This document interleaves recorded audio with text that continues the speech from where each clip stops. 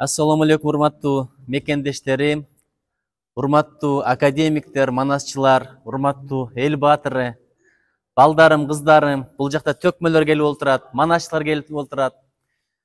Майрамыңыздар менен 4-декабрь бул Манас күнү. Манас күнү деген сөз синоним деген сөздү билесиздер, кыргыз күнү деген эле башкача айтылчу. Анткени кыргызды Манас элестетүү мүмкүн эмес, Манасты кыргыз элестетүү мүмкүн эмес. Мен дайыма бир өзүмө суроо берип келем. Эмне үчүн Манас атанын кадыры ушунчалык бийик? Жылдар өтүп атат, бирок Манас атанын кадыры артса артып, көтөрүлсө көтөрүлүп, бирок унутулган жок, аркага кеткен жок.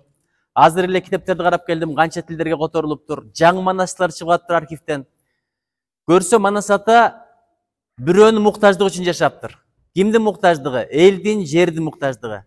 Кыргыздын муктаждыгы үчүн жашаптыр. Адамзаттын муктаждыгы үчүн жашаптыр. Эгерде бирөөнүн муктаждыгын чечсең, жараткан сенин муктаждыгын чечип берет деген сөз бекер эмес экен. Өмүрүн арнаган бир бутун суналтып жатпаптыр, эс алып. Жыргап эл жер кыдырбаптыр. Жалаң максат менен жашаптыр. Элимди кеңейтсем, жеримди байытсам, элди ынтымак болсо, оомат, дөөлөт болсо деген кам пикир менен жашаптыр. Ошон үчүн бүгүн биз Манасты көтөрөлү деген кам пикир менен жашап атабыз. Бул биринчиден.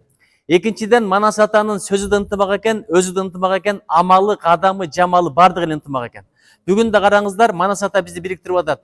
Академиктерден келгени, эл баатырлардын келгени, бүткүл региондордон жаш манасчылардын келгени, ага эжекелердин келгени. Азыр кичинекей кыз Манас айтып атканда көрдүңүз го? Манас айткан кыздан мурда эжекесинин толкунданганын көрдүңүз. Тигил жактан апасын көрдүм. Ушундай бир толкунданып турду. Ушулар жаш балдарды коштоп келген аталар, апалар, силерге чоң рахмат. Буларга багыт берген ким? Сиздер. Туура түшүнүк берген ким? Сиздер. Манас менен тааныштырган ким? Сиздер. Анан сиздер багыт бергендиги үчүн залкарлар менен байланышып туруп, ошолордун окуучулары экен. Мен абдан кубанып атам. Абдылдажан ага силерге чоң рахмат. Азиз мырза силерге чоң рахмат. Атайын максат кылып жаттаткан турбайсыңарбы? Ошолорду жаттатып, машыктырып, ирге биргеп келип бүгүн чоң майрам кылып атасыздар. Ошон үчүн Манасты баардыгы уш керек. Масы дагы, жалкоосу дагы, баатыры дагы, эси жогу дагы, эси бары дагы, ар бир ала турган нерсе бар. Бекеринен Чыңгыз Айтматов Манас эпосын кыргыз рухунун түү чокусу деп айткан эмес. Ошон үчүн тилибизден ынтымак сөз чыксын, оозубуздан ынтымак сөз чыксын, денебизден ынтымак амалы чыксын. Карасаңыз, Манас ата кечиримдүүлүгүн караңыз, айкөлдүгүн караңыз. Азыр бирөө жарым ушактап койсо, аркабыздан сөз кылып койсо, аркасынан кубалап жүрүп урушуп атабыз. Кек алып атабыз, өч алып атабыз. Кече Сулайман Рыспаевдин бир жакшы сөзү чыкты. Биз өч кубалаган эмес, көч улаган эл бололу деген. Ушул Манас атабыздын көчүн улайлы. Көрмөксөн болгон экен, бирөө душмандык кылса, билмексен болгон экен. Азыр көп адамдар Манасты пайдаланып, биз гана кыргызбыз, башкасы башка, динине да асылып атат, тилине да асылып атат, дилине да асылып атат. Манас ата анткен эмес. Алмамбетти кыргыз кылып алды. Канча баштан эле башталат, туурабы?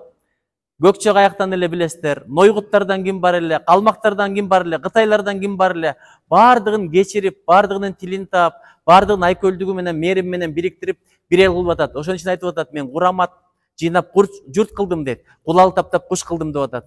Азыр бизге эмне керек? Ынтымак керек. Ынтымак болсо жараткандын мээрими болот экен, жардамы болот экен, берекеси болот экен.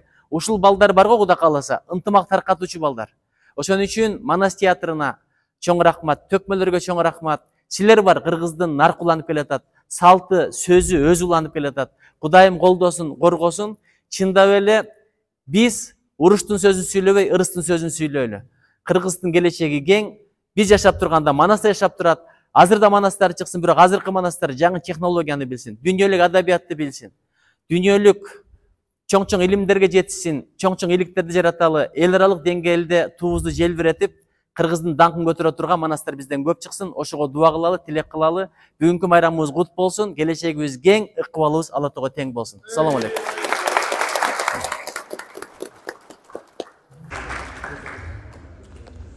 Assalamu alaikum.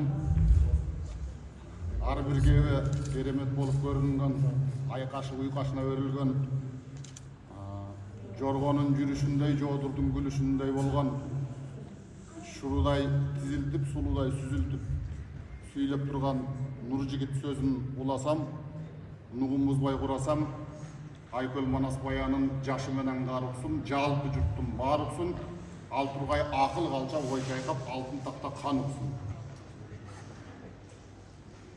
Жалбыра уксун дилдирек, жарокер уксун үлбүрөк, жалко менен уйкучу жанашы уксун үргүлөк. akılmanlar uçsun ar zamanga ülgü dep. Jaştar uçsun oğluğup, mastar uçsun soğluğup. Biz dağı Batırımdın özünden bağısı kımbat oyuğup, kıykırıp aytıp жүрөбүz, kızırlı işke joluğup. Manas tilibizдің uçunda emes, yüreğimizдің tuşunda olsun. Tilibizde emes, dilibizde olsun. Akılımızda olsun. Bolgon boyumuzda, turgan turpatımızda ornat dursun. Aleyküm assalam. Bana sen nasılsın?